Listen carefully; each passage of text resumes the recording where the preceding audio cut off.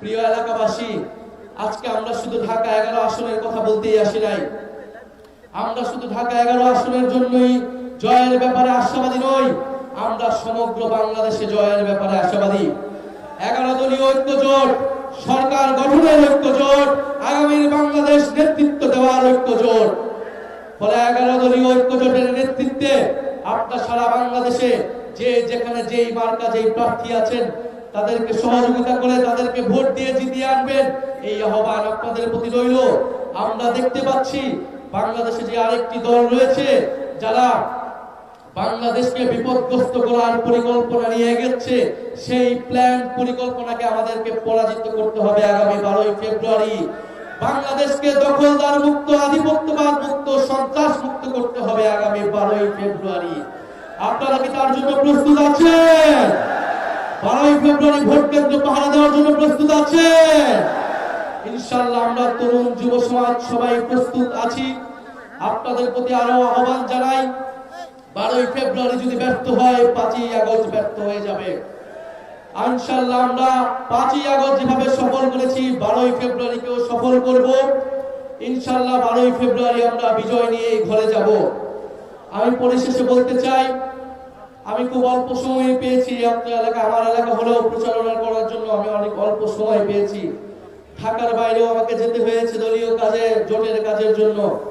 আমি আমার মা বোনদের প্রতি অনেক অনেক কৃতজ্ঞতা প্রকাশ করছি অন্তরের অন্তরস্থল থেকে। 11 দলের যারা সমর্থক রয়েছেন, আমাদের নেতা কর্মীরা রয়েছেন, আমাদের মা বোনেরা, তরুণ সমাজ রয়েছেন, তারা এই অল্প দিনে আপনারা আমার জন্য, শাপলাকলির জন্য আমি আতিক ভাইয়ের প্রতি কৃতজ্ঞতা প্রকাশ করছি। জামাত ইসলামের সকল পর্যায়ের নেতৃবৃন্দের প্রতি, কর্মীবৃন্দের প্রতি কৃতজ্ঞতা প্রকাশ করছি। এনসিপির নেতৃ কর্মীবৃন্দের প্রতি কৃতজ্ঞতা প্রকাশ করছি। আপনারা অল্প সময় আমাকে যে ভালোবাসা দিয়েছেন, নিজের সন্তানের মতো আপনারা যেভাবে আমার জন্য প্রচারণা করেছেন, বাড়ি বাড়ি গিয়েছেন, এটা অভূতপূর্ব। আমি এই ঋণ আপনাদের জন্য সবসময়, আপনাদের এই ঋণের কথা আমি মনে থাকবো এবং এই ঋণ আমি দেশের জন্য জীবন দিয়ে, দেশের জন্য কাজ করে আমি এই ঋণ পরিশোধ করবো ইনশাআল্লাহ। আপনারা আমার জন্য দোয়া রাখবেন। আগামী 12 ফেব্রুয়ারি আমরা ভোট কেন্দ্রে থাকবো। আমাদের মা বোনদের নিরাপত্তা, সাধারণ ভোটারদের নিরাপত্তা নিশ্চিতের জন্য ইনশাআল্লাহ আমরা ভোট কেন্দ্রে থাকবো। এই এলাকার মানুষের, ভোটারদের ভোটাধিকার রক্ষা করার জন্য, গণতন্ত্র প্রতিষ্ঠার জন্য এবং ইনসাফ প্রতিষ্ঠার জন্য আগামী 12 ফেব্রুয়ারি ইনশাআল্লাহ শাপলাকলি মার্কাকে আপনারা জয়যুক্ত করুন। আগামী সংসদে, আগামী সরকারে আপনাদের সাথে আমাদের দেখা হবে। ইনকিলাব ইনকিলাব, ক্ষমতা না জনতা, ইয়াপস না সংগ্রাম, দালালি না রাজপথ, দিল্লি না ঢাকা, তুমি কে আমি কে, আমরা সবাই হাদি হব, যুগে যুগে শহীদ হব। ইনকিলাব ইনকিলাব। এই মার্কা আছে, এই ঢাকা 11 মার্কা আছে, সেই মার্কা কাপলা বলি, আবার বলি, জোরে বলি, জোর হলো না, নারে তাকবীর।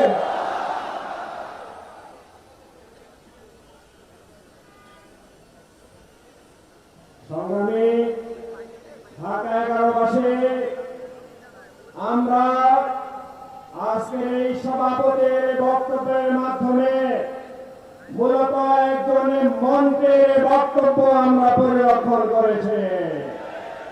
নাইল ইসলামকে আমরা ঢাকা 11 আসনে যদি বিজয় করতে পারে, তিনি আগামী বাংলাদেশে একজন শক্তিশালী মন্ত্রীর দায়িত্ব পালন করবেন। সংগ্রামী সমাবেশ, আমাদের এই নির্বাচনী জনসভা এখন প্রধান অতিথির বক্তব্য, প্রধান অতিথির বক্তব্য রাখবেন এদেশের গণমানুষের রাস্তার ঠিকানা, গণমানুষের প্রিয় ঠিকানা, বাংলাদেশের ঠিকানা, বাংলাদেশ জামাত ইসলামীর আমির জামাত 11 দলের ঐক্য জোটের অন্যতম নেতা, আজকের এই সমাবেশে সংগ্রামী প্রধান অতিথি জননেতা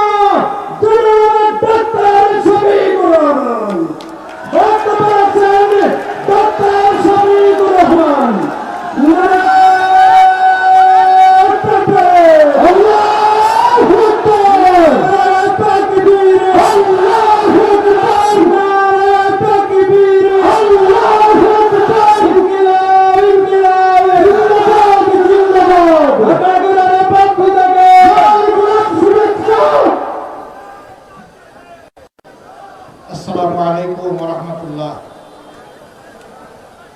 তাকবীর আর সালাম একাকার হয়ে গেছে। আসসালামু আলাইকুম ওয়া রাহমাতুল্লাহ। মাশাআল্লাহ, এখন আওয়াজ আসছে। প্রিয় ঢাকা 11 বাসী, আপনারা কেমন আছেন? আলহামদুলিল্লাহ রাব্বিল আলামিন, ওয়াসসালাতু ওয়াসসালামু আলা রাসূলিহিল কারীম ওয়া আলা আলিহি ওয়া সাহবিহি ওয়া আহলি বাইতি আজমাইন। আসন্ন নির্বাচনকে সামনে রেখে ঢাকা 11 আসন, এই আসনে জাতীয় নাগরিক পার্টি মনোনীত 11 দল সমর্থিত প্রার্থী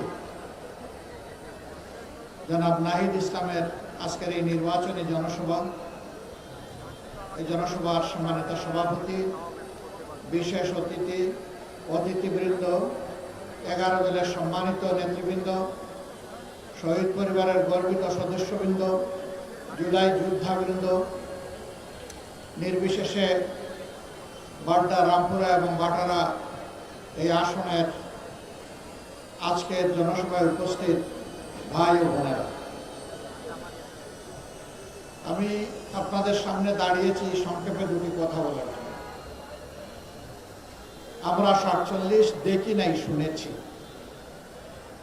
71 দেখেছি, আর 24 আমরা পেয়েছি।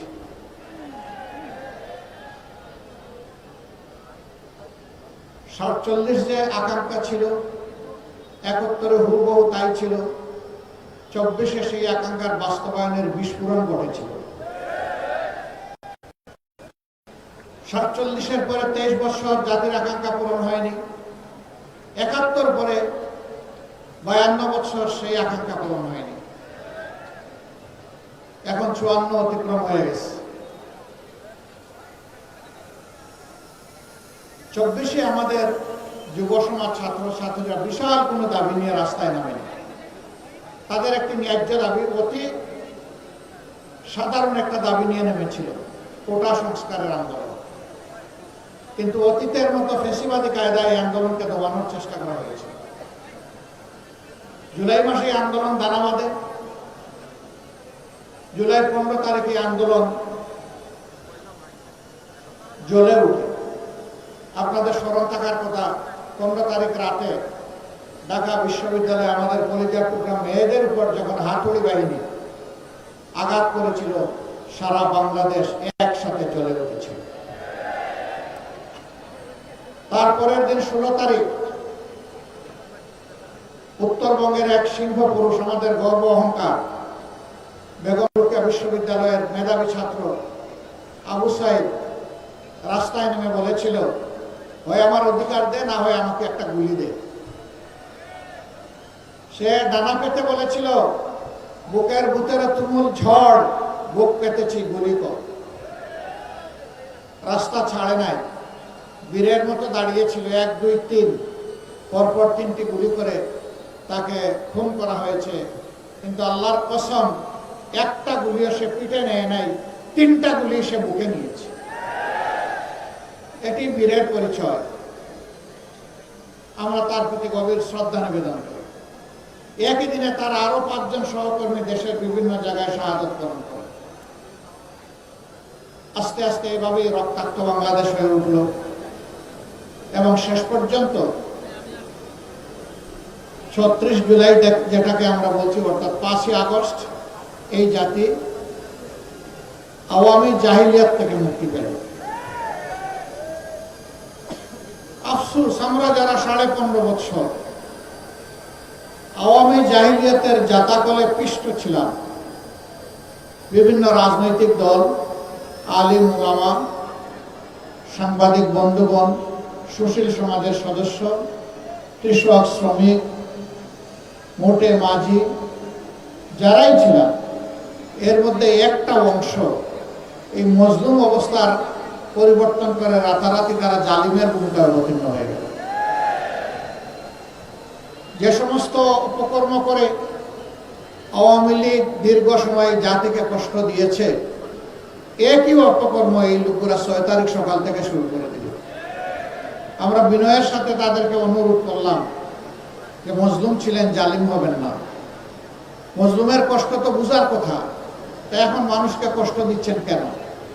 কিন্তু না, আমরা লক্ষ্য করলাম বেপরোয়া গতিতে চাঁদাবাজি, দখলবাজি, মামলাবাজি শুরু হয়ে গেল। এখনো অনেকে বলেন, বড় বড় ব্যবসায়ীরা বলেন, আমরা যাব কোথায়? আমাদেরকে জিম্মি করে আমাদের বিরুদ্ধে মার্ডার মামলা দিয়ে এখন আমাদের কাছ থেকে কোটি কোটি নয়, শত শত কোটি টাকা দাবি করা হচ্ছে। কারা দাবি করছে জানেন?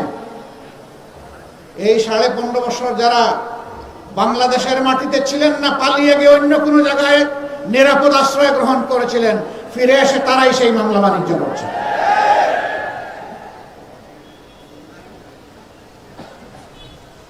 আগস্টের 6 তারিখ থেকে শুরু করে আজ পর্যন্ত 2026 সালের আজকে ফেব্রুয়ারি মাসের 8 তারিখ এই পর্যন্ত এই অপকর্ম যারা শুরু করেছিল তারা এই অপকর্ম বন্ধ করে নাই। তাদের জেলায় অতিষ্ঠ সাধারণ মানুষ, ব্যবসায়ী, এমনকি ফুটপাতে যে ভিক্ষুক লোকটা ভিক্ষা করে তার ওদের কাছ থেকে চাঁদা নেয়।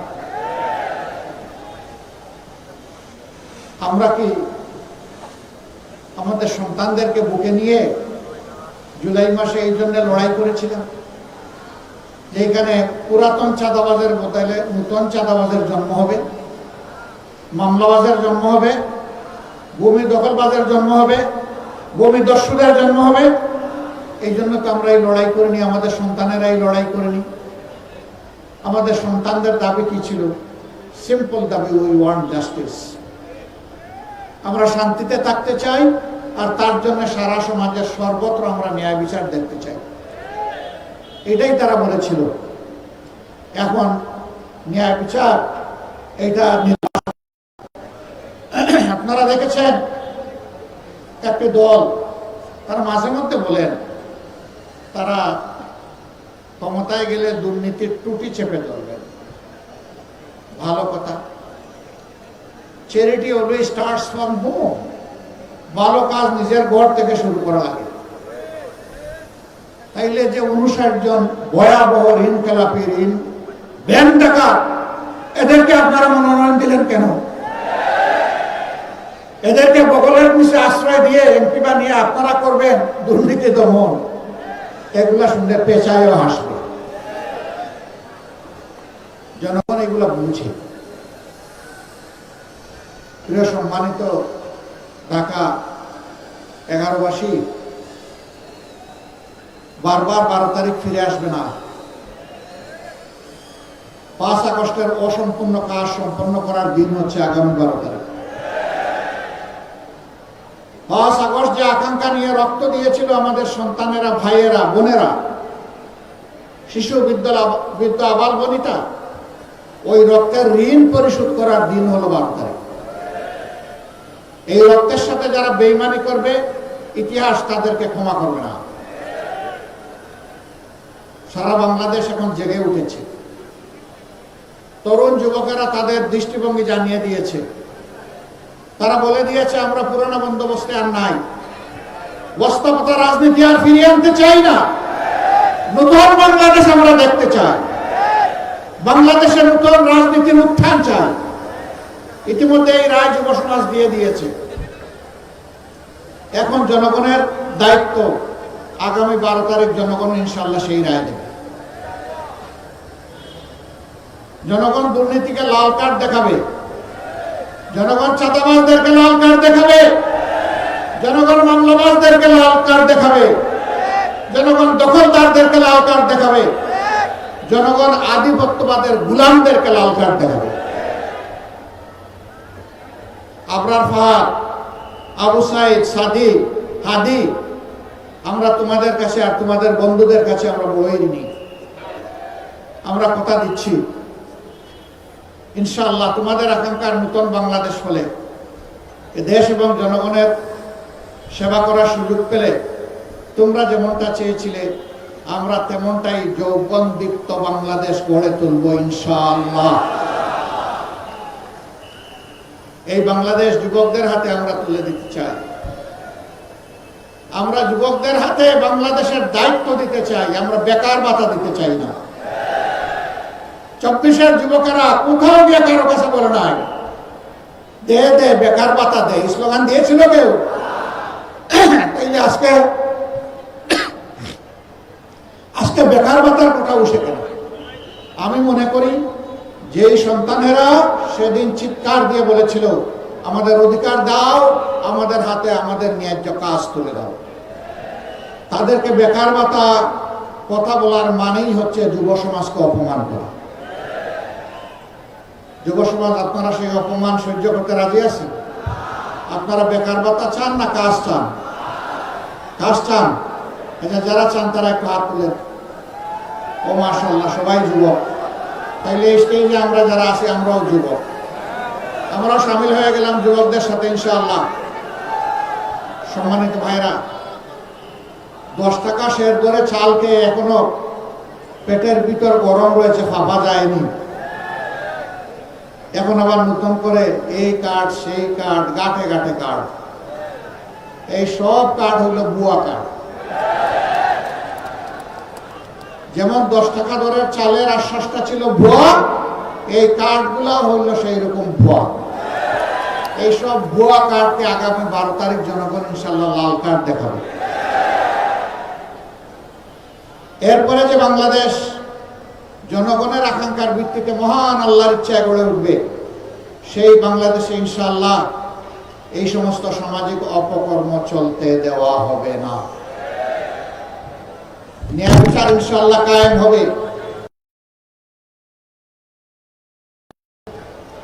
বিচার এক একজনের জন্য এক এক রকম হবে না। সাধারণ একজন মানুষ অপরাধ করলে ওই নির্দিষ্ট অপরাধের জন্য বিচার করে তার যে শাস্তি হবে, দেশের প্রেসিডেন্ট প্রধানমন্ত্রী একই অপরাধ করলে তাদেরকেও ছাড় দিয়ে কথা বলা হবে না। একইভাবে তাদেরকেও বিচারের আওতায় আনা হবে, আসতে হবে। সেই দিনই ন্যায় বিচার কায়েম হবে ইনশাআল্লাহ। অপরাধে কারো কোনো দায় মুক্তি নেই। অপরাধ করেছে, অপরাধীকে শাস্তি পেতে হবে। যে দেশের টাকা লুণ্ঠন করে যারা বিদেশে পাচার করেছেন, তারা সহজেই টাকা ফেরত দিবেন আমরা জানি, কিন্তু এটা কার টাকা? এটা কি তাদের বাপদাদার টাকা? এটা 18 কোটি মানুষের টাকা। আজকে জন্ম নেওয়া শিশুর টাকা, ফুটপাতে হাত পেতে মানুষের কাছ থেকে যে ভাই বোন ভিক্ষা করে, এটা তাদেরও টাকা। রাষ্ট্রের আয়ের 3 খাত, ট্যাক্স, বিদেশি অনুদান এবং বিদেশি ঋণ, এই 3টা মিলে রাষ্ট্রের তহবিল সমস্ত মানুষের উপরে সমানভাবে দায় বর্তায়। আমরা কথা দিচ্ছি ইনশাআল্লাহ, যদি 13 তারিখ থেকে নতুন বাংলাদেশ হয়, তাহলে নতুন বাংলাদেশের এই প্রাপ্য 16 আনা আদায় করার জন্য সর্বাত্মক লড়াই চালাবো। এখানে কোনো আপোষ নেই। আমাদের বার্তা স্পষ্ট, এনাফ ইজ এনাফ। যা হয়েছে যথেষ্ট হয়েছে। এই পথে আর কেউ হাঁটুক, কোনো ফেসিবাদ হাঁটুক জাতি এটা দেখতে চায় না। আমরা মিথ্যা কোনো আশ্বাস জাতিকে দেব না। কিন্তু একটা কথা আল্লাহ তাআলাকে সাক্ষী রেখে বলবো, বাংলাদেশের মানুষের জীবন, সম্পদ এবং ইজ্জত, এই 3টার হবো ইনশাআল্লাহ আমরা পাহারাদার। এদেশের মালিক হব না, জনগণের সেবক হব। আর প্রতি বছর জনপ্রতিনিধিরা তাদের পারিবারিক সদস্যদের সহ জাতির সামনে তাদের সম্পদ বিবরণী পেশ করতে বাধ্য হবে। আমরা দেখি কার শ্বশুর বাড়িতে সম্পদ হলে সোনা বলে একটু দেখতে চাই। 15.5 বছর ভিক্ষুকের ঝুলি গলায় নিয়ে অনেকের যাত্রা শুরু করেছিল রাজনীতিতে। পরে তারা হয়েছে হাজার হাজার কোটি টাকার মালিক, এবং নিজের বাপের বাড়ি যতটা ধনী শ্বশুর বাড়িতে বানাইছে তার চেয়ে বেশি। ওই চুরির টাকা কোথায় রাখবে? জনগণের চুরির টাকা নিয়ে ওখানে রেখেছে। আমরা ওই নতুন শ্বশুর বাড়ি আর তৈরি করবো না ইনশাআল্লাহ। শ্বশুর বাড়ি থেকে যৌতুক নেওয়া যেমন হারাম, জনগণের লুণ্ঠিত টাকা ওদের কাছে রাখাও তার চেয়ে ভয়াবহ। এই 2টার ইনশাআল্লাহ অবসান হবে। এই প্রিয় দেশে নারী পুরুষ সবাই মিলে দুনিয়ার সব জায়গার মতো বাংলাদেশ। আমাদের দেশে আমাদের মা বোনদের ইজ্জতের কোনো নিরাপত্তা নেই। গড়েও নাই, রাস্তায়ও নাই, কর্মস্থলেও নাই। ইনশাআল্লাহ অগ্রাধিকারের ভিত্তিতে এইটাই আগে নিশ্চিত করা হবে। যে জাতি তাদের মাদেরকে সম্মান করতে জানে সেই জাতিকে আল্লাহ তাআলা সম্মান বাড়িয়ে দেন। আর যে জাতি তাদের মায়েদেরকে, মায়ের জাতিকে, মা বোন এবং মেয়েদেরকে সম্মান করতে জানে না, আল্লাহ তাআলা কিভাবে তাদেরকে সম্মানিত করবেন? দুইজন মানুষ ছাড়া সবাই মায়ের গর্ভ থেকে দুনিয়া এসেছে, হযরত আদম আলাইহিস সালাম এবং হযরত হাওয়া আলাইহিস সালাম। বাকি সবাই মায়ের পেট থেকে দুনিয়া এসেছে। হযরত ঈসা ইবনে মারইয়াম আলাইহিস সালামের বাবা ছিলেন না, কিন্তু মা ছিলেন। মায়ের ঋণ শোধ করা কোনো সন্তানের পক্ষে সম্ভব নয়। সেই মাকে একটু সম্মানও দেখাবো না, এর চাইতে বড় জুলুম আর কি হতে পারে? ইনশাআল্লাহ আমরা তাদের সম্মানটুকু এবং নিরাপত্তাটুকু ইনশাআল্লাহ প্রতিষ্ঠিত করব। আল্লাহ যেন আমাদেরকে তাওফিক দান করে। যুবক বন্ধুরা, তোমরা তৈরি হয়ে যাও বাংলাদেশের দায়িত্ব গ্রহণ করার জন্য।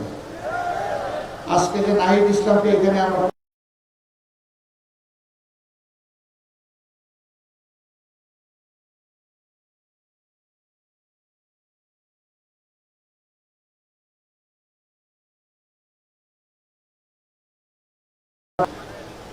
এই নাহিদ ইসলামরা ইনশাআল্লাহ আগামীতে বাংলাদেশ নামের উড়োজাহাজ যেটা, ওইটার ককপিটে ওদেরকে পাইলট হিসাবে, ক্যাপ্টেন হিসাবে বসাই দেবে। আর আমরা গিয়ে পিছনের সিটে প্যাসেঞ্জার হিসাবে বসবো। আমরা বিশ্বাস করি বাংলাদেশকে সঠিক গন্তব্যে এরা নিয়ে যাবে ইনশাআল্লাহ। বাংলাদেশের উন্নয়ন কেউ ঠেকাতে পারবে না। এদেশের মানুষ মেধাবী এবং পরিশ্রমী। অতীতের নেতৃত্বের মধ্যে সততার অভাব ছিল, তাদের মধ্যে দুর্নীতি থেকে হাতকে মুক্ত রাখার সেই শপথ ছিল না, দেশের প্রতি দায় ছিল না। এই জন্যই বাংলাদেশ আগাতে পারেনি। আমরা আশা করব যুবকরা আমাদেরকে হতাশ করবে না ইনশাআল্লাহ। তারা আমাদেরকে সামনে নিয়ে এগিয়ে যাবে। আজকে একজন যথার্থই বলেছেন, এখানে দুইজন প্রার্থী আছেন, দুইজনকে আপনারা চিনেন।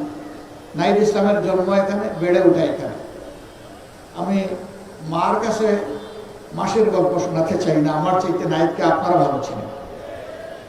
কিন্তু এটা বলতে চাই, ইনশাআল্লাহ ইনসাফের বাংলাদেশের পক্ষে জনগণের রায় আল্লাহর মেহেরবানিতে যদি অর্জিত হয়, তাইলে সেই সরকারে অবশ্যই নাহিদ ইসলামকে আপনারা একজন মন্ত্রী হিসাবে দেখবেন। আমরা হাতে হাত ধরে একসাথে কাজ করব, তবে শুধু 11 আসনের জন্য নয়। আমরা বাংলাদেশের 56,000 বর্গমাইলের প্রতি ইঞ্চি মানুষ আর 18 কোটি মানুষের প্রত্যেকের হকের উপরে আমরা পাহারাদারি করবো ইনশাআল্লাহ। কারোর সাথে আমরা বেইনসাফি করবো না। এই এলাকা ঢাকার অন্তর্ভুক্ত, রাজধানীর প্রাণকেন্দ্রে অবস্থিত হওয়া সত্ত্বেও হাজারো সমস্যা জর্জরিত ওই কারণেই যে সমস্যাগুলো সমাধান করতে গিয়ে দেশের টাকা বিদেশে চলে গেছে, কোনটা কানাডা, কোনটা সিঙ্গাপুর, আর গড়ে উঠেছে সুরম্য বেগমপাড়া। আমরা যদি সেই টাকাগুলো ফিরিয়ে আনতে পারি, আর আগামীতে আর কোন রাজনৈতিক দুর্বৃত্ত যদি দেশের টাকা লুণ্ঠনের সেই দুঃসাহস না দেখায়, বাংলাদেশ হুড় করে সামনের দিকে এগিয়ে যাবে ইনশাআল্লাহ। এই জাতির ভাগ্য বদলের জন্য 5টি বছর আমরা মনে করি যথেষ্ট। এরপরে বাংলাদেশ রাস্তা খুঁজে পেয়ে যাবে এবং সেই মহাসড়ক ধরে ইনশাআল্লাহ বাংলাদেশ এগিয়ে যাবে সামনের দিকে। আমরা আপনাদেরকে ওরকম কোনো আশ্বাস দেব না, এখানে যেটা আছে তাই দিব, যেটা নাই ওটা অন্যভাবে বলবো, এগুলা নাই। আমরা কোনো ভুল বল আশ্বাসে নাই। যা বলবো ইনশাআল্লাহ আল্লাহর উপর ভরসা করে সেইটাই করার চেষ্টা করবো, জান প্রাণ দিয়ে। যেভাবে জুলাই এনে দিয়েছে আমাদের সহযোদ্ধারা জান প্রাণ দিয়ে, সেইভাবে আগামীর দায়িত্ব আমরা পালন করবো ইনশাআল্লাহ জান প্রাণ দিয়ে। আসুন, একটা বেইনসাফি মুক্ত, জুলুমবাজ মুক্ত, চাঁদাবাজ মুক্ত, দখলবাজ মুক্ত, মামলাবাজ মুক্ত, আধিপত্যবাদ মুক্ত একটা ন্যায় ইনসাফের মানবিক বাংলাদেশ গড়ার জন্য আমরা হাতে হাত, কাঁধে কাঁধ মিলিয়ে সামনের দিকে এগিয়ে যাই। আল্লাহ আমাদেরকে তাওফিক দান করুন। এবার আমি 11 দলের পক্ষ থেকে আমাদের স্নেহভাজন জাতীয় নাগরিক পার্টির আহ্বায়ক, জুলাইয়ের সেনাপতি, তার হাতে আমরা 11 দলের প্রতীক আমরা তুলে দেব ইনশাআল্লাহ। 11 দলের শীর্ষ দায়িত্বশীলদেরকে আমি একটু সামনে আসার জন্য অনুরোধ করব।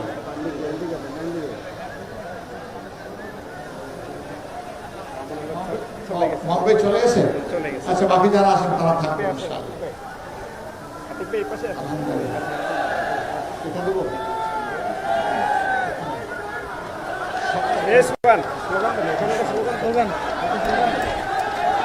ভাই প্রতীক আছে? কোন সে প্রতীক? একটু জুড়ে, আরো জুড়ে, ইনশাআল্লাহ, মাশাআল্লাহ। ভাই বোনদের ইনশাআল্লাহ 12 তারিখ দলে দলে সমস্যরে সকাল সন্ধ্যা সারাদিন সিল মারো ভাই, সিল মারো, সিল মারো ভাই, সিল মারো। ইনশাআল্লাহ বিজয় মেলা 12 তারিখ ইনশাআল্লাহ হবেই হবে। মাশাআল্লাহ, সবাইকে ধন্যবাদ। এখন থেকে ঘরে ঘরে শাপলা কলি ইনশাআল্লাহ। কলি কলি থাকবে না, 13 তারিখ শাপলা হয়ে ফুটবে ইনশাআল্লাহ। এবং শাপলা সবাইকে বুকে ধারণ করে সামনে এগিয়ে যাবে। আমি এখানে জামাতে ইসলামী সহ সকল দলের 11 দলের যারা আছেন তাদের সকলকে বলবো, আমাদের কাছে একটা ভোট বড়ই দামি, একটা সিট বড়ই দামি। আমাদের প্রত্যেকের একটা ভোট দরকার এবং এখানকার একটা সিটও দরকার। এই ভোটগুলোকে শাপলার বাক্সে ঢুকানো পর্যন্ত এখন থেকে পাহারাদারি করবেন ইনশাআল্লাহ। কাউকে ছেড়ে দিবেন না। কোনো দুর্বৃত্ত যাতে আপনাদের ভোটকে এদিক সেদিক করার দুঃসাহস না দেখায়। আপনারা জুলাইয়ে যেমন পাহারাদারি করেছেন বীরের মতো, এখন জুলাইকে সফল করার জন্য 12 তারিখ পাহারাদারি করবেন একইভাবে ইনশাআল্লাহ। বোনেরা এখানে কষ্ট করে এসেছেন, মায়েরা এসেছেন, মেয়েরা এসেছেন, সবাইকে আমরা কৃতজ্ঞতা জানাই। দোয়া করবেন আল্লাহ তাআলার মেহেরবানিতে বাংলাদেশ যেন জুলুমবাজ মুক্ত হয় এবং নতুন কোনো জুলুমবাজ যেন এই জাতির ঘাড়ে চেপে না বসে। আমরা চোখের পানি দিয়ে আল্লাহর দরবারে আমরা সাহায্য চাইব। আল্লাহর সাহায্যই আমাদের জন্য বড়। নাসরুম মিনাল্লাহি ওয়া ফাতহুন কারীব ওয়াবাশশিরিল মুমিনিন। লিল্লাহি তাকবীর, লিল্লাহি তাকবীর, ইনকিলাব, ইনকিলাব, জিন্দাবাদ, জিন্দাবাদ, ইনকিলাব, জিন্দাবাদ। আসসালামু আলাইকুম ওয়া রাহমাতুল্লাহ।